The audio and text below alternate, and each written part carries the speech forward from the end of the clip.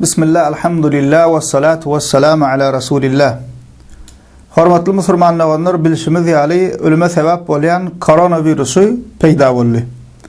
Eýem yüzlerçe adam şol virus sebäpli öldi we muňlarça kişi hem şol sebäpli näme hassa bolupdyr. We bu virus bir topar adamlarda we bir näçe ýurtlarda gorka alada, ýagny näme howsala sebäp boldy, howsala döretdi. Döwletler öz raýatlaryny goramak üçin çäre görüp başladylar. Serhetler we uçar gatnawlary ýapyldy. Virus ýokşandyr diýip çak edilýän kişileri gözegçiligi we goraga alyp başladylar. Adamlara şol virusyň näme alamatlary duýdurulýar we virusdan goranmak üçin näme etmeligi barada näme tawşyryklar paýlanylýar. Bu adamlar hem öz arasynda şunu internet arkaly paýlaşýarlar. Diýmek musulmanlar şu wakadan ýene bir gezek bir zada göz ýetirýär.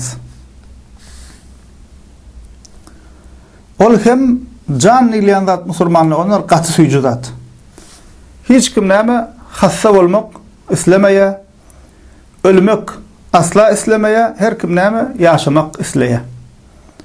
Bu hem näme musulmanlar adaty ýagdaý. Her bir akıllı adam sağdyn we arasynda durmuşda gowy ýaşamak isleýär.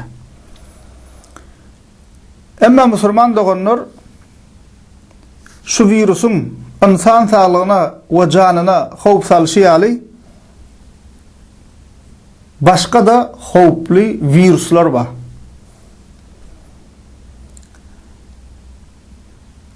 Korona we şoňa benzeş viruslar sebäpli bu dünýäni ýitirseň gurrunly etjek bolýan viruslarymyz iki dünýämize de ziýan berýär.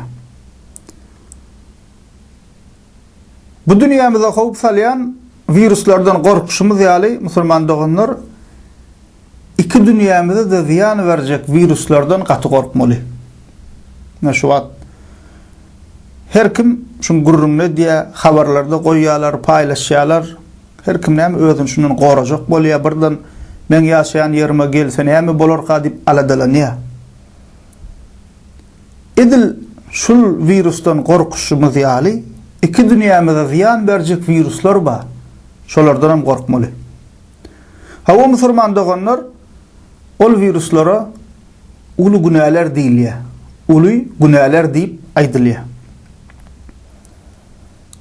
Misal üçin İslam kitaplarymyzda uly günäler näme diýip gözläp görsek, uly günälerin sanawyna nämeler diýip gözläp görsek 70 ýa-da 70den gowrak uly günä agzalyp geçilýär. Wa şol uly günäleriň içinde hem musulmanlar uly günäleriň hem ulsy bar. Peygamberimiz sallallahu aleyhi ve sellem hadislerine haber berşýärler. Uly günäleriň ulusy. Ve in gynanlar musulmanlar şol uly günäleriň in ululary we galan uly günäler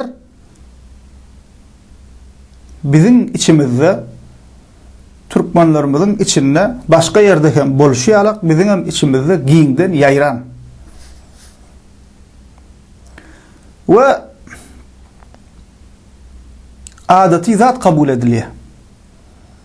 Ýazgarylmaýar, geň görülmeýär, biz şondan beýinjalyk we birahat bolmaýas. We uly ýylyň içinde açyk we äşkar edilýär şol uly günä işler. We bizem zat bolmadyk ýalak. Ol bir adaty ýalak biz üçin. Hiç beýinjalyk birahat bolmaýas. Elbetde beýinjalyk bolýanlarymyzdan badyr ýöne näme? İçimizden bir topar kişiler şuna öwrenşipdir. Onan biz nerden bilýäs? Elbetde bu adamyň ýüregini bilmeýäs. Allah bilýär insanyň ýüregini. Emma adamyň öz sözünden, hereketinden şu zatlar gurrun edilenine berýän jogaplaryndan şol aýdyn bolupdyr. Diýmek näme? Şol uly günäleriň köp bölegi we has erbetler biziň içimizde giňden ýaýran we biz şolara öwrenşipdir. we adeti zat kabul edýäs, gynanmaýas, ýazgarmaýas. Bir toparmyz ene şol gynanyrjy ýagdaý. Mysal üçin ulugynalaryň ulsy şirk. Allah Teala'ga şirk koşmak. Şirkin nämeligi, howply günädigi, iňgul günädigi barada ayet, hadisler, deliller bilen. Soň ikinji dersimizde şirkin düşündürüşi, üçüncü dersimizde adamzat taryhyna şirkin näde peýda bolanlygy we şirkin peýda bolmagyna nämeleriň sebäp bolanlygyny geçip otyrys, geçdik. İnşallah bundan soň dowam ederiz. 4-nji dersimiz gelýär nasip bolsa, inşallah. Biziň içimizde şol giňden ýaýrapdyr. Elbetde şirkin hem we bundan başga da agzajak uly günälerimizin öz içinden näme bölümleri aýrylýar. Her şoňa girýän başga da näme şahalary bar şol günäleriň. Indi musulman doganlar uly günälerin ulsy şirk biziň içimizde ýaýrapdyr. Adamlar ölüp ýatan welileri, pirleri näme diýerler? Şolardan gidip bir zat dileýärler. Eşdensiňiz ýa-da bundan soň eşden bolmaňyz da mümkin, bundan soň eşitmeňiz da mümkin. Näme diýär? Plan mazara ýykylyp diýär, çağallym diýär.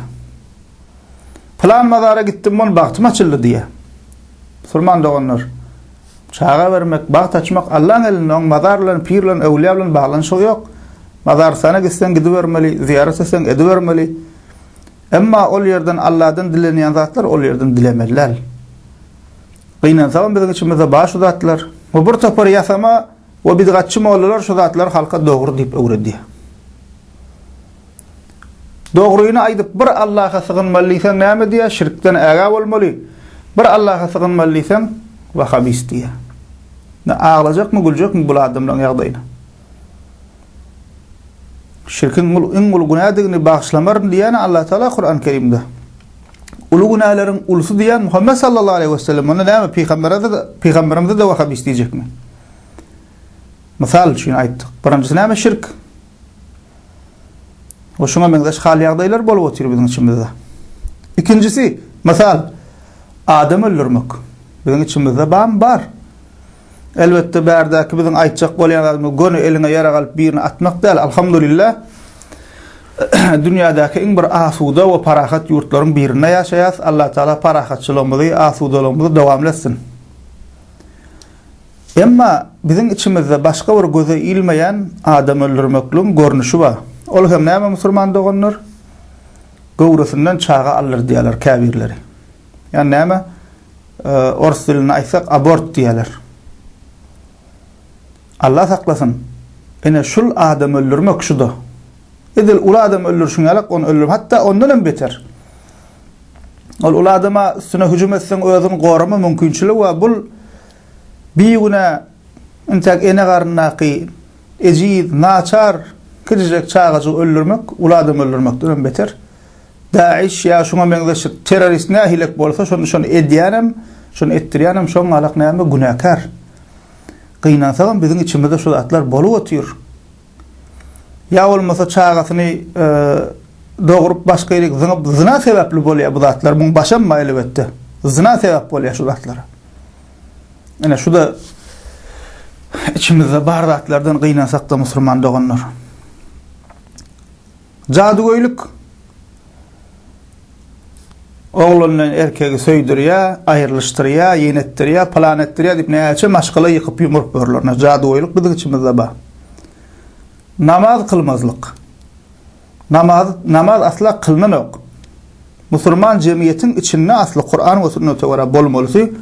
Musulman adam namaz kılmaly. Kur'anny namazsyz musulman ýok.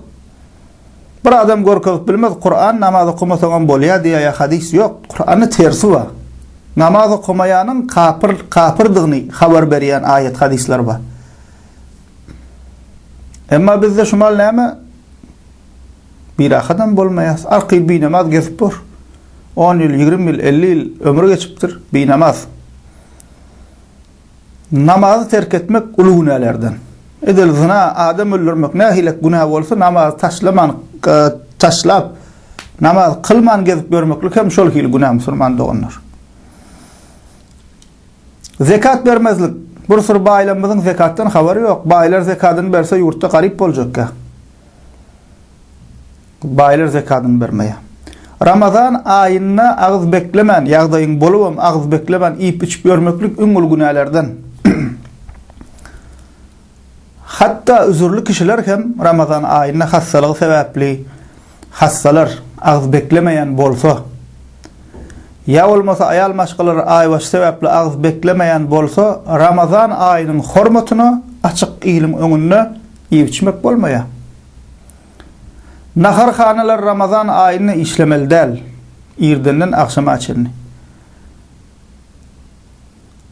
Ramazan aýynyň hormatyna musulman ýurtda bolmaly, musulman jemgyýetde bolmaly zat şol. Musulman kişileň etmeli zat şol. Emma gynansak bizde näme?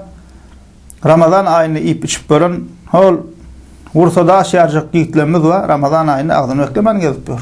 Saglygam ýerine hemme adam ýerine. Ulu nälerden. Ýagdaýyň bolup haja gitmezlik.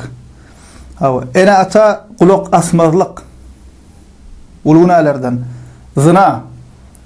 Ne şu wagt gününe biziň ýaşlarymyzyň içinde giýiňden ýaýran zatlaryň biri. Diňe ýaşlarym däl. O zinanyň görnüşleri bar. Gurleşmek, seyretmek, görmek, dinlemek, hemmesinden görnüşler. Bu arada ayrı derslerim, muazlarım var. İnternet, en bulup bela ollu şu adamlar peydalı ullanmaklığın yerine ervet zatlar için ullanıyorlar. Yurdun bereketini kaçırıyan zatlan bile mi şuzuna? Riba, süýtgorluk, prosent. Bunu köp kişi bir adam bolmaya arkin sowdan bir bölegdir öýdi. Ondan kazanan pulunda bereket boljakmy? Ulu nälerden. Yalyna şaýat bolmak. Bu da bar zat. Arak içmek.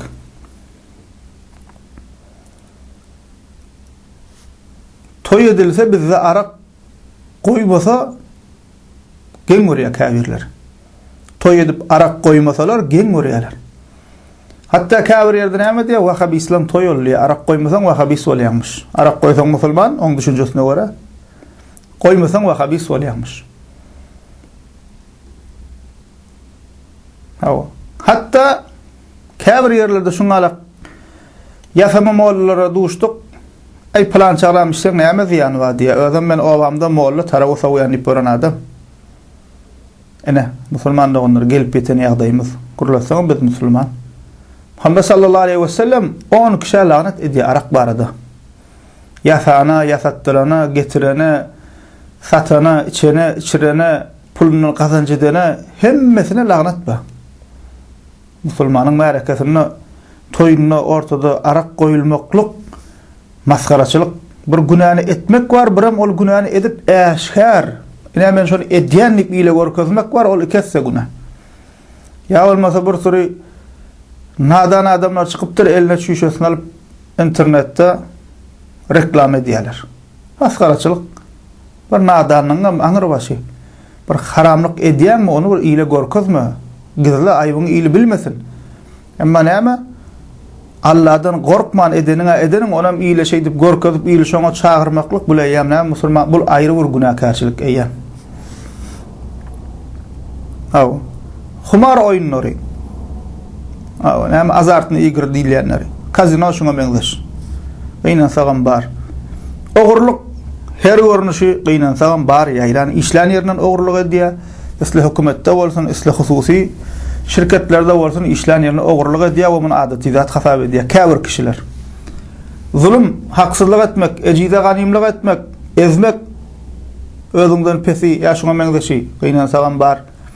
Haram iýmek elbetde ogurlugam ýa-ni arak satyp nämetmem haram iýmekliň bir görnüşi. Ýöne näme musulman dogunlar şol haram iýmeklige öwrenşip durýar. Biz haram lukmadan gorkam ýok. Şu agzymyzdan haram lukma geçmeginden gorkmaýan bolup durýar biz. Şoň üçin käbir zatlar biz aýdýarsam mon beýne baranok sebäbi şu lukma agzdan haram lukma girdim beýin ötçä ondan alanok. Ona Allah diýseň hem dinlänok, peýgamber diýseň hem dinlänok. Agzyndan eýem lukma geçiligi. Arak haram diýsen aran haramlygyny senden dawa etjek bolýar. Paral mallal diýsen ay paralmasaň az öljekmi diýär. On diýdirýän haram lukma. Ödemiýär, çağlarına diýdirýär. Qırıp çırp ediye işleyen yerine sevda ediyen olsa adam Allah'a ya şuna benzeş haram yemeklige biz öğrenşip duruz. Şol bilen içimizde gıynasam adeti zat bir adam korkmalı haram lukmadan. Ben qowsu diýmel haram yenimden gaty çörek suwa batyryp ýeýin şol men üçin qow diýmel musulman adam. Haram yenimden şonu yenim qow diýmeli. Emma bizde malahile bolup dur halal mi haram mi ona seredýän esas juýum dolsa bolýar, garnym doýsa bolýar diýip bir haywan ýalak bolup dur käbir adam. Hatta haywandan beter. Gıynansagam bar.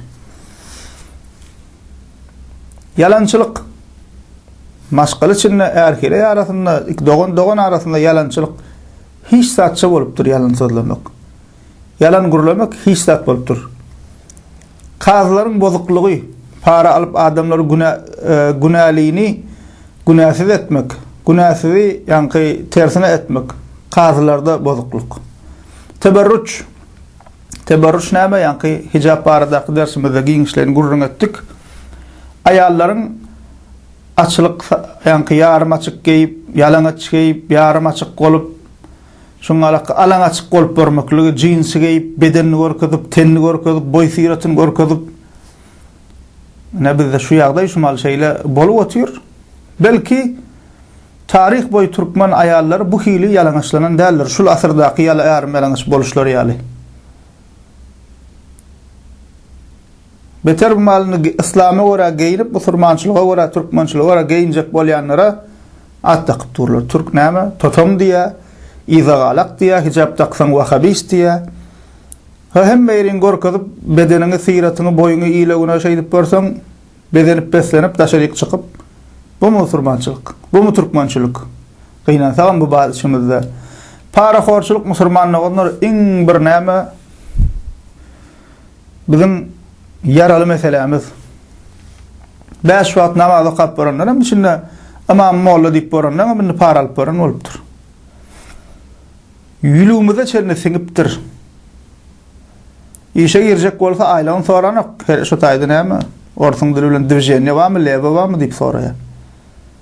Alada şonu çağasyny okuwra diýen millet paraxorçylyk bilen synagdan geçýär. Paraxorçylyk bilen diploma alýar. Paraxorçylyk bilen getirip wazipa goýýar, soňam şeýdip näme soňam halk şurkap başlaýar. Tohum ekilenine bozuk ekilýär, okuwa ugradanna başy haram bilen başlaýar. Soňandan onu bunu aýplamallar, hemme bizim özümüz şoňal bir-birimiz bilen şoňalyk. Şeýdip bir-birimiz çürköýäs. Paraxorlyk.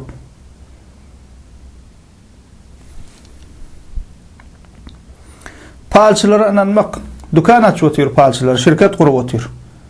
Ha yalandan halka allap, awa men arkamba, men Qur'ana serdip palatýan, ay men şuňa okuýum, men ýokardan seselýän, näme diýen, hemmesi yalan we batyl gurrunlar. Halk şeýdip allap işimizde şu zatlardan görenlerimizden ba. Erkekleriň altyna aqynmaklygy mysal üçin uly günälerden. Eline zıncır bolsun, boynuna bolunak. Erkek bir dakınsa yüzük dakınıp bile o da kümüş olmalı. Altın erkeğe haram. Muhammed sallallahu aleyhi ve sellem näme diye altın yüpek bilen altın ümmetimiň zinanlarına haram, halal, erkeklerine haram dip aýdy. Onam dakyndan soň näme birine gorkezmeli, ýakasyna çykyp elnakin gorkezjek bolýar şeýdip bir teti hareketler musulmana gelişmeýär, musulman erkeğe gelişmeýär. Musulman erkek kızıl dakınmalı değil. Uluğunalardan. Ya olmasa yine uluğunalardan içimizde yayılan musulman doğanlar Allah'dan gayrısının yoluna canını kesmek. Plan pirin yoluna, plan evliyan yoluna, planın yoluna, şunun yoluna, bunun yoluna canını kesmek bolmaya. Dine Allah yoluna dik kesmeli, Allah'ın razılığı için kesmeli. Canını kurban edecek olsan. Sonundan kime bağışlayacak olsan, sağabını atana babana, kime bağışlayacak sağabını bağışla vermeli. Emma onun yoluna, evliya planın yoluna kesilen canını iýmegen bolmaya, haram hasaplanýar.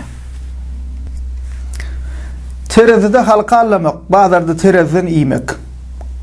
Şuň alatlarym bar, gynansaňam. Deýusluk musulmanlygynyr. Ana ýa-ni deýusluk hijaply bolmak, örtülüge geyilmek, islama göre geyinmeklik we deýuslugyň baglanşygy bar. Deýusluk näme? Öz namysyň bolan aýalyň gyýjygyň doganyň musulmançylyga, islama sığmayan gaýry ahlaki hareketler etmekligini göz yummak, ses çıkarmazlyk, hiç haýkyş etmezlik. Ya olmasa ayalyň ýarym ýalaňaç gezip bolsa, bezenip beslenip ýylyň ortasyna çykyp bolsa, sen hem şondan razy bolup dursaň, ana deýus adam şol. Ayal maşgala, denal maşgala sen mehremin. Mehremin sen maşgala, ayal maşgala er üçin bedenmeli. Ol daşaryk çykyp bezenýän bolsa, ýyly şey bedenini, siratyny, boyuny, owadanlyklaryny görkezip ol bolmaýa, erkegim şoňa razy bolýan bolsa deýuslyk bolýar. Ya bolmasa balak geýip şoňa meňdeşlaryny çykyp deýus adam diýilýär şoňa razy bolýan. Ya bolmasa başga bir görnüşi, ýa-ni internet ayallar bilen her hilek bolup surata düşüp, her hil halyadyda surata düşüp, sujuk sırap, oynak sırap, soňra internet ilmi onuy, bu türkmençilige sygjaklatmy. Şol haçandan bäri türkmeniň erkegi, musulman haçandan bäri ayalyny internetle goýup ile görkezipdir. Türkmen musulman zenanyň o bir döwre çenni soňky ol komünistliň SSR döwrüni hasap etmesek türkmen ayalynyň ýüzüni görüp bolmandyr. Ýaşmaklyň ýüzüniň ýarysy ýapylyk üstten projekli. Asla keseki erkekler ömüne çykmandyr. Hani biz türkmen musulmançylygyny bilmediň, türkmençiligiňi unutdukmy? Küçsanakka sujuk sırap şunlarla edýärler, internetde goýýarlar.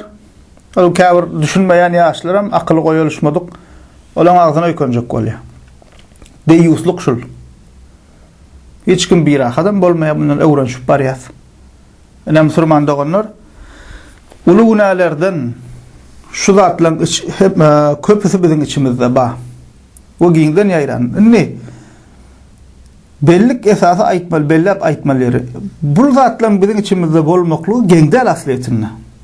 Bu diňe biziň içimizde däl, ähli ýerde bar. Biziň ýurdumyzda da, başga ýurtlarda, Arap ýurtlarında hemme ýerde bar. O bolaram. İnsanyň bolan ýerine musulman doganlar insanyň gowsam bolmaly, erbeden bolmaly, namysysam bolmaly, namysyzam bolmaly, agam bolar, garasam bul bolmaly, egrem bolar, dogram bolar. Gurrum onna däl musulman doganlar. Bunu ýeke-ýeke biz sanap aýdýas, birini kemsitmek, ýanem etmek üçin ýöne şu zatlar erbet zat. Şu erbetligini biz unutup barýas. Şoň üstünde gurrum. Biz öwrenşip barýas şu zatlara. Şu zatlar düşünürjek adama ýok, düşünürmesen aýtma näme işiň var diýip oturýarys biz. Ol dinden çykyp türkmençilikden çykyp şoňal biýabry hereketler edilip durulsa, oňa hiç kim işat diýen ýok. Mesele şonda musulman doganlar biz şol haram zatlara, şol erbet zat öwrenşip barýas biz. Adaty zat kabul edip oturýarys. Muhammed sallallahu aleyhi ve sellem näme diýär sahih hadisinde? Bir erbetlik görseň diliň bilen gaýtar diýär. Başarmasaň eliň bilen diýär. Onuň başarmasaň kalbyň bilen ýigren diýär. O da imanın pesidir diye. Onun aňyrda o ýigrenmesen onun aňyrda iman ýok. Bu şulam her birini ýa-ni sanan zatlarymyz Allah Taala haram edipdir. Kafirler ayetde gelipdir. Kafirler Muhammed sallallahu aleyhi ve sellem hadislerine gelipdir. Allah Taala gazaby var şu zatlara. Kıyamatda hasap ba, ceza ba. Emma biz näme bir adam bolmaýas, öwrenşip durys. Ana şul howply ýagdaý öwrenşiplikimiz. Bir adamın kesellemekligi adaty zat. Emma öz keselliliginden razy bolup ýörse, ay adaty ýagdaý keselle beril, näme ziýany bar, näme çek bejerdip özüňi diýse, ana şol eýýam onuň akylyna bir näme näsarlyk baglygynyň alamaty. Haramlyklarym şoňalyk. Aw. Wa şol zatlar musulmanlygyna şol haramlyklar saglygyňa, puluňa, ahlagyňa, adamçylygyňa, awraýyňa, jemgyýetiňe, nesliňe ziýany bar. O günahlar musulmanlar onları yüreği qaraldıya ve dondurya. O yürek ölüye. Elbette ölüye diýerimiz dini manida ölüye. Nahilek manida yani kuluğu va kuluklu ker bolýa. Gözü va gözlü kör bolýa. Dili va dilli lal bolýa. Hayır diýip kabul etmeýär. Şer diýip kabul etmeýär. Halal haramı biri-birinden aýyrmaýar. Şo manida ölüýär. Oň üçin bir fark bolýar. Yani halal haram Allah'ın razylygy we Allah'ın narazylygy bu hiç bir zat bolup galýar. Oň üçin näme şol günahlar kalby garaldyýar insanyny dondurýar şol.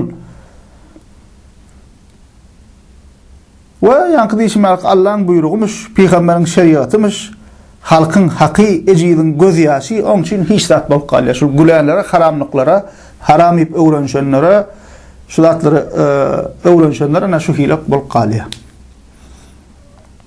Ve näme dürüstlük, mertlik, halallyk, adamçylyk, naçara merhamet diýäli ilki bilen insanyna, hususan musulmanyna gowwatlary ýitirýär şol haramlara çümküden adamlar. Ve diňe näme nefsiniň ýygyny aglap beren mahluka öwrilýär. Elbette wagt gelýär, etmişlerine düşünýär we puşman bolýar. Kabiri ölmeden ölen düşünüp tövbe edýär. Kabirim düşünýär amma giç bolýar, ajarylerinden soň giç bolýar. Şonuň üçin hormatly musulman doganlar, gelin şul saglyga ziýanly viruslardan gorkuşymyz ýaly iki dünýämizde de ziýan berýän haramlardan gorkalym. Virusların bariyerinden kaçışımız ýaly haram bariyerinden bizem kaçaryň musulman doganlar. Viruslardan goranmak üçin çäre görüşimiz ýaly haram zatlardan goranmak üçin hem çäre görülim. Bu sanan viruslarymyzyň musulman doganlar esasy çäresi, ýani näme antivirusy. Näme? Halka nesle dogry halal islam terbiyesini bermek. Ýokary bilim okanyň haýry ýok. Ýokary derejede adamçylykly bolmasa, ýokary derejede dini ilmi bolmasa, halal haram saýgarmasa, ýokary bilimli bolanyň haýry ýok. Komünistler mundan 70 ýyllap Türkmeniň içinde ýokary bilimli adamlar ýetişdirdiler. Näme boldy? Komünizme hyzmat etdiler, öz halkyny gemirip gezdiler. Näme peýda getirdiler adamlar bize? Şoň üçin ýokary bilimli bolmaly, emma islam terbiyesini bermeli. Halallyk näme, haramlyk näme, islam terbiyesini bermeli. Şul ýanky sanan zatlarymyzyň antivirusy, o şu zatlardan bizi gorajak haramlyk islam terbiyesi. Şu islam terbiyesi dogry berilse, ondan dünýäniň niresine gitse-de ol baran yerine gidip her haramlyk dadyk görmez. Baran yerine de näme görelle bolup öz musulmanlygyny, öz näme musulmanlygyny gowadyp görellik görkezler, öz ýurduny, watanyny, halkyny gowy tarapdan görkezler. Emma şol terbiýe bolmasa näme bolýar? Ana görüp oturýar. Ol plan yerlere gidip etmedik haramlyklary ýok, masgara bolup awray döküp berler. Kapyrlar geň görýär, Türkmen beýle bolmaly däl. Musulman dämey bolar diýip näçe gezek duşdyk şoň alakka. Orsiýetden, Ukrainadan. Türkmenler beýle däl diýdik, görün içişip ýykylyşyp suruşup şeýdip gyýylar şeýdip bör diýip. Näme şu haramlyklaryň netijesinde bolýar şu zatlar. Diýmek musulmanlar gelin ähli zadyň eýesi we ýaradyjysy bolan Allah Taala'nın Kur'an'ına ve Muhammed sallallahu aleyhi ve sellem yoluna gelelim. Özümüze gelelim, aslımıza gelelim. Şonda musulman doganlar näme inşallah Allah Taala'nın ýardamy bilen işimize murawaç tapar. Nesille de bereket bolar, kazancymyzda da bereket bolar, okan bilimizde de bereket bolar. Ilki bilen hem dinimizi hemişe aýdýas, dinimizi, birinji bilen akidamyzy, inancymyzy, tawhidi, la ilahe illallah Muhammed Rasulullah gowy öwrenmeli. Inancymyzy, akidamyzy düzeltmeli. Şol akida, inanç düzelmese, galan zadyň düzeleniň peýdasy ýok. Düşünmeýärim galan zady. We hemişe diýäs musulman doganlar, dürüstlük, dogruçylyk her kimiň özünden başlaýar. Ol başgalaryndan garaşmaly däl. Her kim näme özünden başlamaly. Biz özümizi düzeltmeli. Erwet zatlary taşlamaly. Gowluga tarap ütgemeli. Allah Taala Kur'an-ı Kerim'de Ra'd suresi, Kur'an-ı Kerim'in 13. suresi 11. ayetinde diýär: "İnnallaha la yugayyiru ma bi kavmin hatta yugayyiru ma bi anfusihim." İnsanlar öz hal ýagdaýlaryny ütgetmeseler, Allah olary ütgetmez diýär Allah Taala Kur'an-ı Kerim'de. Hasta bolsaň gutulajak bolup dyrjaşmaly. Sen hasta bolup gutulasın gelmese saňa lukman nämesin? Özüň barmasaň, sebäbini tutmasaň. Allah Taala hem musulman doganlar insanlara akylly bir nimet beripdir. Agarany Ýagşyny ýaman saýgaryp saýlar ýaly. Ve Kur'anları beripdir ve sebepleri beripdir insan oğluna. Aklımızı işledip Kur'anları ulanıp sebepleri tutmak bize bağlı. Netice Allah'a bağlı. Biz sebepler dünyasında yaşayasın. O dünyawi taýdan ösjek bolsaň, mysal üçin bilim almaly, ykdysadyny güýçlendirmeli, şoňa beňzeş. Şu sebepde. Şu sebebi kapıram tutsa öňe gidýär, musulmanam tutsa öňe gidýär. Emma ýene netice Allah'a bağlı. Bereketli bolmaklygy, on ýoluna düşüp rowaş tapmaklygy Allah'a bağlı. Emma sebebini tutmaly. Ana hatta şu käbir sebeplere kapırlar düşünüpdir, şonu tutýarlar. Öz üçinde birleşýärler, öz üçinden paraxorlugy aýrýarlar, ýa bolmasa zulmy, haksızlygy aýrýarlar, öňe gidýärler. Elbette hemmesini tuturak käbirlerini tutýar. Şoň üçin musulmanlar onlar şol aýaty ýene bir gede gowy oýlanylýar. Allah Taala näme diýdi? Innallaha la yugayyiru ma biqawmin hatta yugayyiru ma bi anfusihim. İnsanlar öz hal ýagdaýlaryny ütgetmeseler, Allah olary ütgetmez diýdi. Gelin onda näme musulmanlar onlar gowluga tarap ütgäliň. Walhamdulillahi rabbil alamin.